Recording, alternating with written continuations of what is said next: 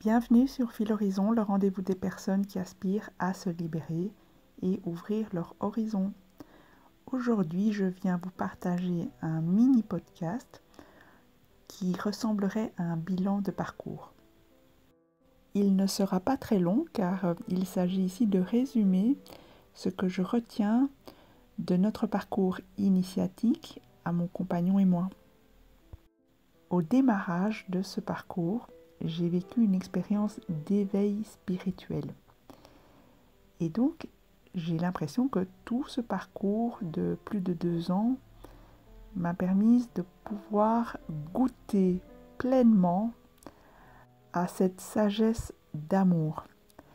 Et donc, s'il y avait une seule chose que je devais vous transmettre, c'est que tout ceci est une expérience de la transcendance.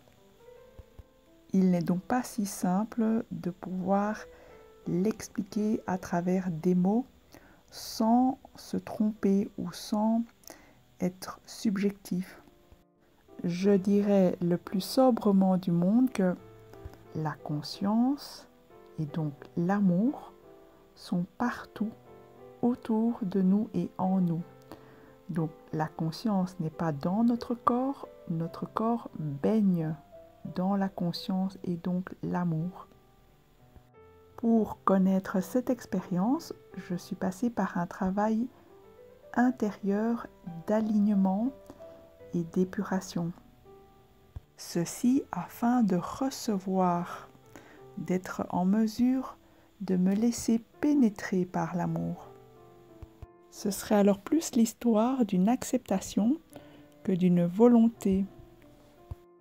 Comment l'idée de ce bilan, qui paraît maintenant aussi simple m'est parvenue, c'est que je me suis rendu compte qu'en fait mon compagnon baigne dans cette conscience pure, dans ce grand tout depuis toujours et je ne m'en étais pas rendu compte.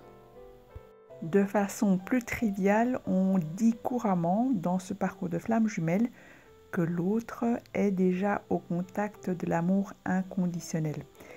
Adeline Gardinier précise dans ses travaux que le masculin est déjà au contact du divin. Mais je vous avoue que pour moi, ça restait comme un concept flou jusqu'à ce que je puisse être en conscience de tous ces aspects-là. Donc dernièrement, je ne sais pas ce qui m'est arrivé, mais enfin, j'ai pu m'ouvrir à toute cette réalité-là. Et donc, le rapprochement, pour lui, était tout à fait impossible sans un alignement de mon côté, c'est-à-dire un alignement à ce grand tout, à l'amour infini et absolu. Ce qui fait que si l'on observe l'autre à travers ses dysfonctionnements, on pourrait ne pas voir qu'en fait, il est déjà au bon endroit, si ce n'est qu'il y est de façon inconsciente. Il faut alors une grande humilité pour reconnaître parfois que c'est à celui qui est éveillé au lien en premier de faire toute la démarche pour rejoindre l'autre. L'un transmettra par énigme le matériel traumatique à élaborer pour que l'autre puisse ensuite le libérer. Il s'agit alors d'un véritable partenariat et une alchimie qui s'opère à deux. Cette alchimie qui permet d'accéder au plus grand, à la conscience pure, la conscience universelle ou l'inconscient collectif, nous rend dépositaires d'une sagesse d'amour que nous avons chacun à partager et à transmettre à notre tour.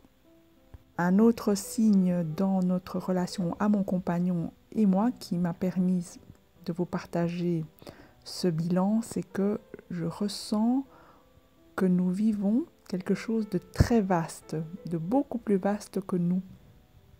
Mon mental n'a même pas les mots pour vous le décrire. Ouvrez dès aujourd'hui les portes de votre cœur pur et simple pour accueillir chaque moment de l'existence tel qu'ils viennent. Vous constaterez alors que la magie fait partie intégrante des choses de la vie et que le moment présent est le plus magique de tous. Une fois votre cœur ouvert, laissez-y la grâce s'y déverser. Il y a véritablement une intelligence qui œuvre pour nous, qui œuvre pour l'amour en nous et qui œuvre à ce que vous vous aimiez et que vous preniez soin de vous, mais aussi des autres. Les autres incluant les animaux, la nature et la planète. Ce que nous voyons à l'extérieur de nous est le reflet de notre alignement intérieur. Donc si nous souhaitons une planète plus juste, une humanité plus juste, commençons donc par notre propre intériorité, notre propre alignement. Et dans les moments de solitude ou de découragement, rappelons-nous de tout l'amour que nous portons en nous, tout l'amour qui nous traverse et tout l'amour que nous avons à incarner. C'est là notre véritable nature qui est tout l'enjeu et l'objet de cette quête. Voilà que se termine déjà ce podcast qui, d'après moi, ne demande pas d'autres précisions. Néanmoins, n'hésitez pas à me laisser vos commentaires ou vos questions. Je vous remercie de votre écoute et de votre bienveillance.